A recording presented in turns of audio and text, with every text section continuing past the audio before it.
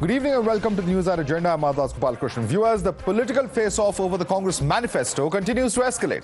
Top BJP leaders are unrelenting in their attacks, with Prime Minister Modi reiterating that the Congress manifesto bears an imprint of the Muslim League. This view was also echoed by BJP President JP Nadda, who said that Congress manifesto is a blatant replica of Jinnah's Muslim League agenda and accused the Congress of trying to perpetuate divisions in society.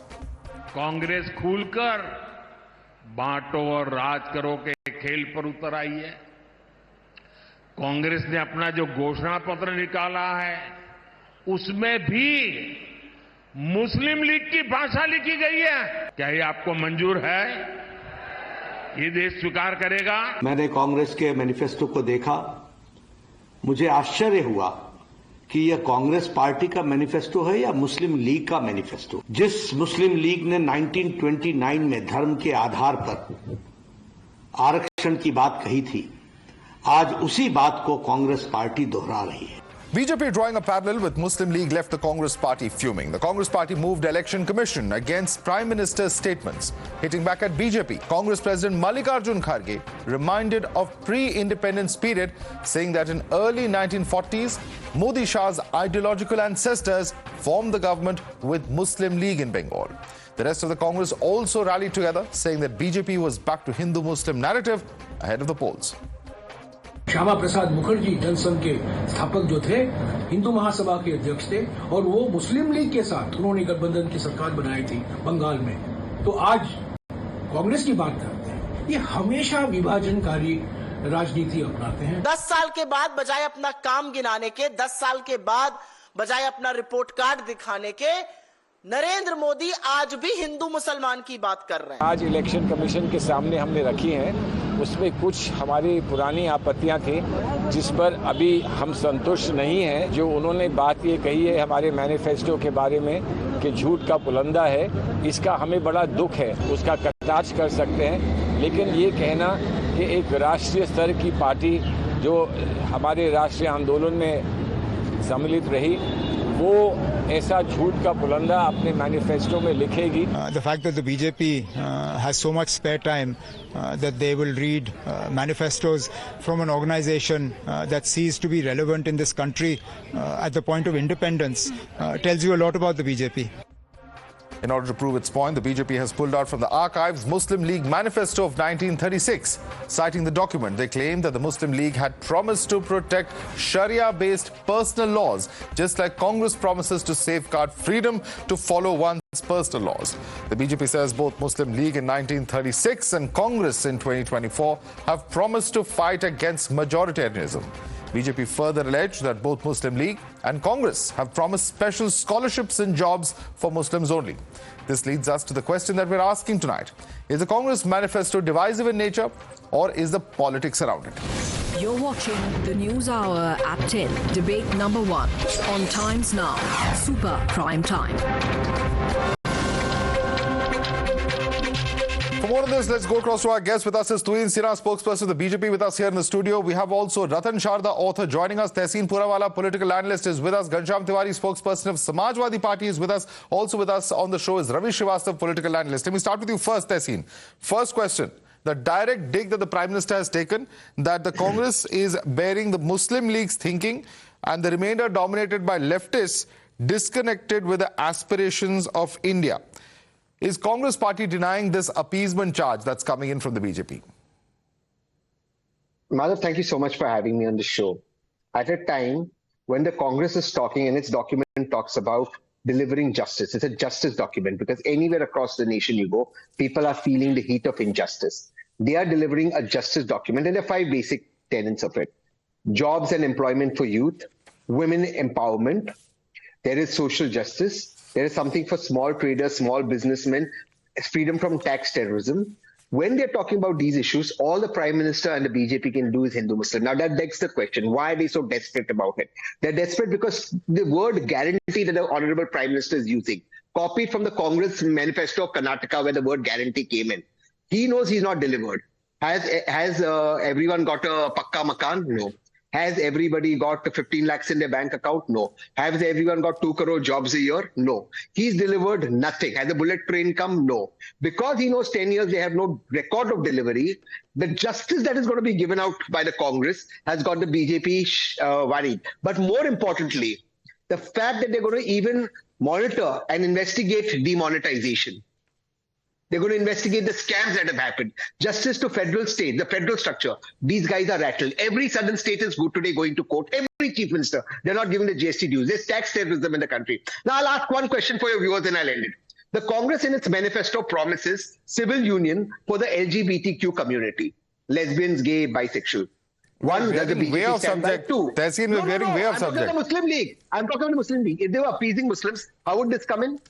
You see how these guys are. It is the BJP that formed the government, their ancestors, with the Muslim League. And today they are accusing the Congress of this because they have nothing to talk about. If that was it, if they were appeasing Muslims, why would they do this LGBTQ civil union? And as the BJP... Sinha, would you like to respond to that? Would you like to respond to that question coming in from Tehseen?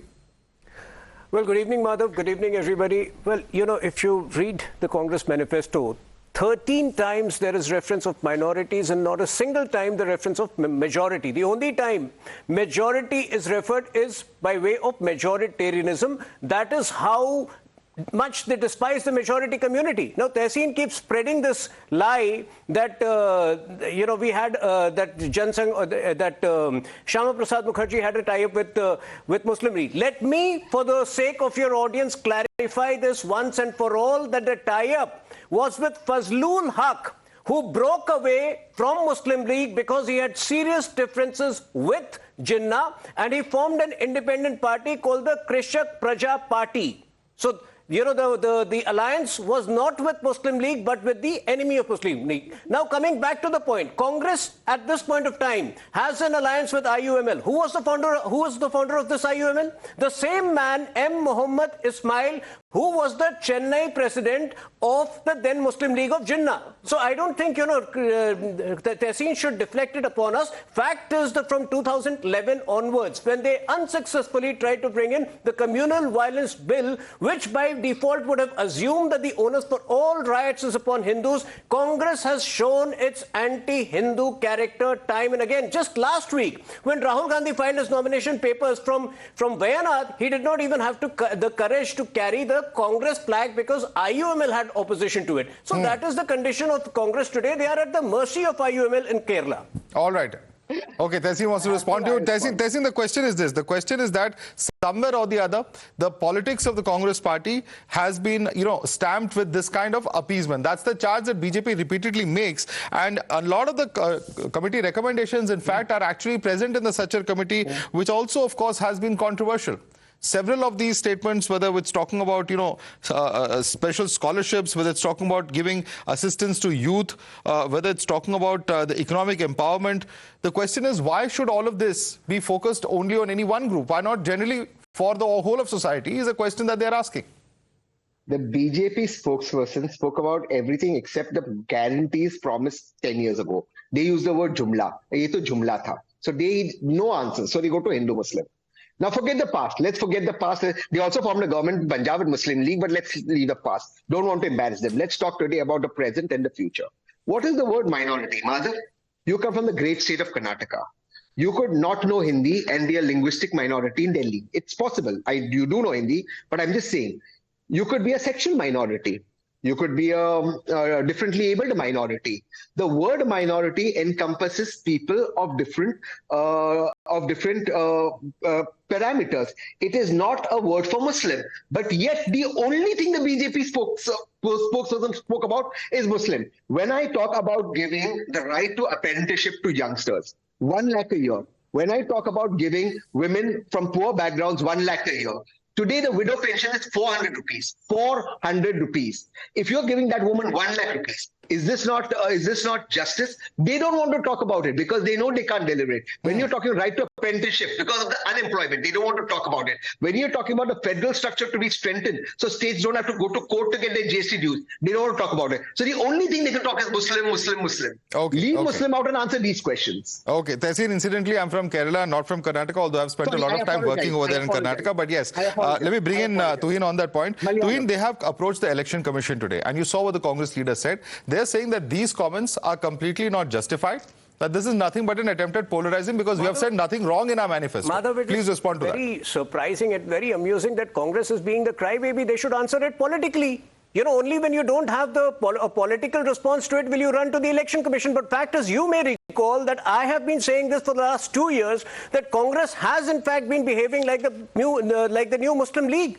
And you know, what is written in the manifesto is only a manifestation. It's only an expression. There are multiple other examples. Last year from US, Rahul Gandhi certified the IUML as a perfectly secular entity. Barely 4 to 5 weeks after that, IUML took out a massive procession in Kerala where they called for the slaughter of Hindus outside temples. Rahul Gandhi did not object. So the manifesto is only the manifestation of how they have been feeling and behaving for a very long time now. All right, let me bring in fact, Ravi Srivastava on that. Ravi Srivastava, one of the points being made today by Mr. Nadda and also by Amit Malia, they said that there is a striking similarity, and I'm just quoting, between Congress's manifesto, Muslim League's charter of 1936 and Jinnah's 14 points proclamation of 1929. It's not a coincidence. Congress is a new Muslim League. And I'm just going to read out 2 of the statements from each of them. He says, this constitution should embody adequate safeguards for protection of Muslim culture, for protection of Muslim education, language, religion, personal laws. And Congress in its manifesto also says that Congress will ensure, like every citizen, minorities have freedom of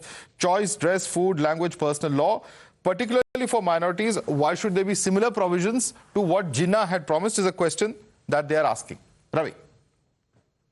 Madhav, good evening. First of all, BJP, after 10 years down the line of ruling this country, has got only one subject to bring back, and that is Hindu-Muslim. They bring out from the archive, they bring out from 1936, they bring out from 1924, they forget the 1942 when there was a government in the Bengal under Shyama Prasad Mukherjee, and the kind of clarification the BJP person is giving. Why I'm asking is this, that you see the 5 Nyaya items which my co-panelist has already listed, and 25 guarantees. That is where, I mean, where is the word appeasement in it? Where is the word Muslim in it? It talks about a minority. Minority is a large subject altogether. There are a number of people. And the kind of things they are talking about is that economic disparity, the kind of that SC, ST, OBC, tribals, their census. They're talking about their economic status. They're talking about the 1% holding the 40% assets of this country. I mean, those kind of subjects which are of prime importance, the rich getting richer and the poor getting poorer with every passing day. I think that's the subject. The unemployment is the subject. And then now there's somebody I saw on a social media, somebody said, where from the money will come? I said, friend, 16 lakh crore, which you have written off for your friend corporates and the industrialists, money is there. 3.78 lakh crore, which you have grabbed in the form of electrical bonds by giving them the favors for the 3.78 lakh crores. That is the money which the government owns. So none of the schemes can go bust. All these, what Rahul Gandhi has talked about or the manifesto, the Congress have talked about is absolutely workable and doable. Okay, Ratan Sharda, I want you to respond to that point. The BJP is worried about the kind of narrative of development. There's no mention of any particular minority community anywhere. It's just about generic talking about minorities and their rights which will be protected in society. Ratan Sharda. Well, first of all, let me tackle a smaller point of the economic policies which these people are drumming a lot. The economic policy being pursued by Rahul Gandhi and company is a disaster written all over it. Do you want to become Venezuela? If you look at the dole out extravagant allowances given to, promise for women, promise for unemployed youth, promise for urban Manrega, etc. Do you know that how much that amount would be? It would nearly 20% or plus of the budget. From where this money comes? Do you think that writing off means that loans have been written off and they have gone free? That they are being recovered. They are not in the balance sheet. They are being recovered. Point one. Secondly, now coming to more serious issue, let me first go to very serious issue, not into Hindu-Muslim directly. NSA and NSC has to be brought under Parliament Select Committee. Why, may I ask? Because then UAP has to be scrapped. Why, may I ask? Because they want to make NSA and NSC much less effective. They cannot take effective action. They cannot take discrete action because the terrorism is going down. Is that the worry of Congress? Why do they want strict laws to be diluted? Then they talk of majoritarianism. Majoritarianism, is it a sin to be a majority in a country, especially where 1/3 of the land was given away to a minority because they didn't want to live with the majority? Is celebrating my festivals becomes a majoritarianism? Is renewing my pilgrim centers majoritarianism? In last 10 years of Modi government, show me one law which discriminates against minorities. All this bullshit has to go out. They talk of restoring Jammu Kashmir statehood. Yeah. How do they want to do it? Do they want to scrap the Article 370? What is more important? Stability of the government, stability of the state, stability of the country, or a constitutional issue of statehood? Jammu Kashmir didn't have a elected government for so many months, so many long months during Congress regime when governor laws were put in. They talk of Mamata already talks about riots in Ramnami. So Hindus are already being pushed to the corner by blaming them for riots which have not happened. Do you mean that Hindus should stop celebrating their festivals? Is that minoritism or majoritism? Hindus need protection for every festival they celebrate. No other community needs. Okay. Why? Because Hindus have been good enough for the people. Because we have secularism, because we are majority. Why there is no secularism in neighboring countries which are part of Bharat so far? So let us be very serious, not make frivolous, statements here and saying ye kya wo kya paisa kahan se aayega. Please understand, Rahul Gandhi says all this because he doesn't want. He knows he will not win. Okay. Is talking about redistribution of wealth. Is it practical solution? Does he want to raid the corporates? Do you mean that corporates made money out of illegal means? Okay, I'm going to just request everybody to be a little mindful of the language that we're using on this debate. But Ravi Srivastava, I want you to respond to the simple point. Yeah, I want Ravi Srivastava to come in on the simple point that is being made. Just as minorities have rights, the majority also has rights. Somewhere or the other, there's no recognition of that. Ravi Srivastava is what Ratan Sharda is saying. I also object to certain words used by the co-panelists which are incorrect. My issue here is the country runs by constitution. Constitution has got word of secularism. I think talking about these things, this Hindu and Muslim, is absolutely incorrect, unfair, and polarizing only the population at large. The issue here is, sir, please, that 1 lakh rupees, if it is to be given to the women, is there anything said that no, this will be given to this woman only? Or 1 lakh undergraduates who will be putting up as a apprentice over there, does somebody say that they'll be from a particular community? 400 rupees Manrega wages to be per day? Is it going to be the community specific? No, not at all. The Congress manifesto talks about everything in the entire population of the country. Yes, the discrepancy, the disparity between the rich and the poor has to go. There is a quotient for that. In European countries, it is almost 50-50. And India has got the 1% population holding 40% of the assets. Yes, they have got by, many of them have got by illegal means. Many have got it by the crony capitalism of this government. It's a fact. It has come out in open. See the electoral bonds, which is the most nefarious way of splurging the government money, taxpayers' money on these corporates. It's a known fact now. I want to ask Ratan Sharda one question. Ratan Sharda, you mentioned that the kind of oversight that is being alleged or being sought after in the manifesto by the Congress party, as far as our agencies, etc. are concerned, you are saying that this is some kind of method to weaken them. But it is a fact, sir, that several countries of the world have that. The United States has that. And that doesn't mean that it compromises their national security necessarily. So is that really a feasible argument? I want to add a point. Is there any reason for diluting it? My first question, is there any reason to diluting it? Have these agencies done anything which tells them that they should be under some other overseeing committee? I don't think so. And secondly, you they are saying misuse of agencies, sir. They are saying the agencies are being misused for political ends. Talked about Punjab. No, so you are not talking of ED. I can understand you are talking of NSC and NSA. Sorry, they are not talking of ED and CBI. and they have visited the same agencies time and again. And Tehseen talked about Punjab government and tying up with communal elements. For his kind information, 1946, Punjab government was with All India Muslim League, Indian National Congress, same Bhimsen Sachar, who wrote the report, which was published in 2006 and which was not used by UPA till 2013 to improve the lot of Muslims. What have you done so far? So you will only shout when you are out of power. In power, you will not do anything for minorities, because last 65 years of minority, secular governments did not give anything to minorities. Sachar committee is the biggest slap on the face of secular politics. Okay, Ghanshyam, I want you to respond to those 2 points. Non-implementation of Sachar committee and also what he's saying as far as weakening of agencies are concerned. You're not talking about intelligence, about investigation agencies like EDC. We are talking about intelligence and the intelligence structure being weakened for political gains. Please respond to those 2 points. Ghanshyam. Good evening, Madhav, to you, the fellow co-panelists and the viewers. Thank you for taking all the debate away and coming to a minor point. I'll respond to the major point in the debate. The major point is that at this point in time, in this election, the country has 2 manifestos.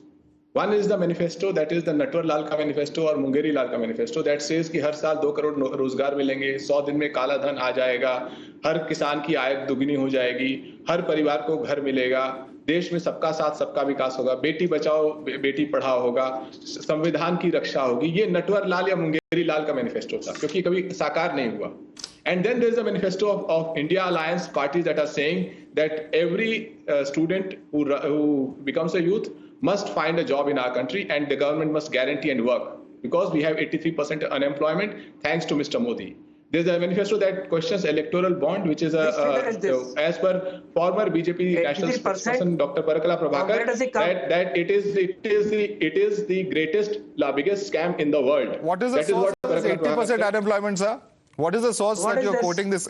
I think that's a relevant question. Let Mr. Modi answer what source is he quoting from the manifesto when he speaks. When the Prime Minister doesn't care about the source, we talk about ILO report. Let this government come up with it. But let me complete my point.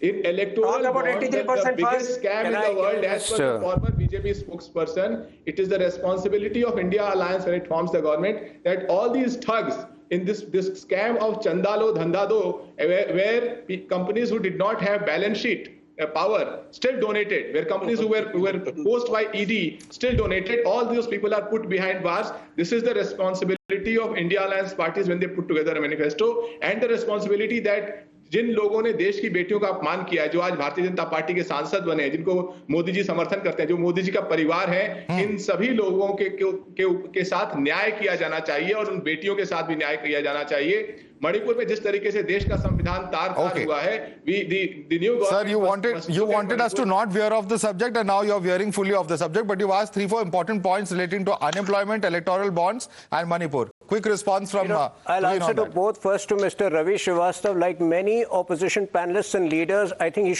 he seems to be grossly unaware of the difference between writing off a loan and waiving of a loan. You know, when you write off a loan, the legal right of the lender to realize the loan at a later date exists. So I think he should educate himself. Now, to come to the unemployment figure, if you go by a very substantial SBI report, the unemployment rate is at its lowest at 3.2%. 11 lakh crore capital expenditure simply cannot be jobless growth. But yes, the nature of jobs have changed. You know, ESI, if you go by ESIC data, there is a substantial 10 to 15% increase every month over the last 1 year. And I think, anybody who has traveled across the country, 70% increase in the stretch of national highways, 75 new airports, 600 kilometers of new metro lines. I think you need to be just, aware of what's happening in the country. Then all of these promises have been fulfilled in the last 10 years, and that is the reason why the approval rating of Modi ji continues to be at a 78-79%, unforeseen and unprecedented of any other world leader. Okay, let me ask Ghanshyam another question. Ghanshyam, you said there are 2 visions that are there. We saw the statement of Sanjay Singh coming in yesterday that there should be an India Alliance manifesto for the entire alliance, not just of the parties. What has happened to that? Because when we asked this question to the Congress party, they said no. That would be a corruption manifesto. One second, one by one, please. Ghanshyam, they say that our manifesto should be taken as the India Alliance manifesto, but that's not what your alliance partners are saying. Ghanshyam. No one has said that any party's manifesto is India Alliance manifesto. I have not come across a responsible statement of a Congress spokesperson or senior Congress leader about that. As far as the India Alliance is concerned, we have actually a spokesperson who said that. If you want, we can pull out that bite. We can pull out that bite if you want. Yeah.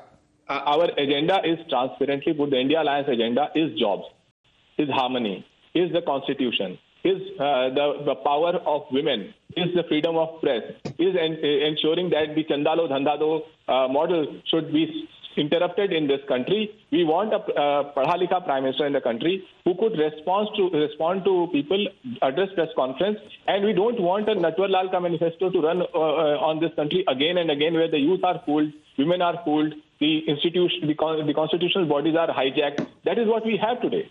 Can anybody answer on the Natwar Lal Ka manifesto? Was it not said that there will be 2 crore jobs every year? Was it not said the farmer income will be doubled? Was it not said that every family will have a home? Fulfilling your poll promises is Natwar Lal Ka manifesto, then that shows the intent of this, the evil intent of this opposition. If fulfilling your promises is Natwar Lal Ka manifesto, I mean, what is this opposition? How is this opposition trying to mislead? You can see that. We have fulfilled most of the poll promises, whether it is on the ideological front or whether it is in terms of infrastructure creation, in terms of women empowerment, and in terms of financial empowerment. As of today, 35 lakh crore have been directly put in the hands of the poor through the DBT, which would have been unimaginable 10 or 12 years ago. I want to come in. Ravi Srivastava and Sanjay Singh yesterday. Once again, Ravi, just one simple question. You lean towards the Aam Aadmi Party, so question for you. When Sanjay Singh yesterday sought for a common manifesto for the India Alliance so that they can put together their alternative vision for the country, we saw different reactions coming in from opposition parties. Here you have Ghanshyam who says that there is perhaps no need for that.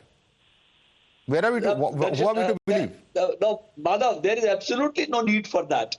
So Sanjay Singh is wrong. Congress has, whatever so Mr. Congress Sanjay Singh is wrong. Is a list which is endorsed by practically all India Alliance partners. They don't have a variance on that. There is nothing.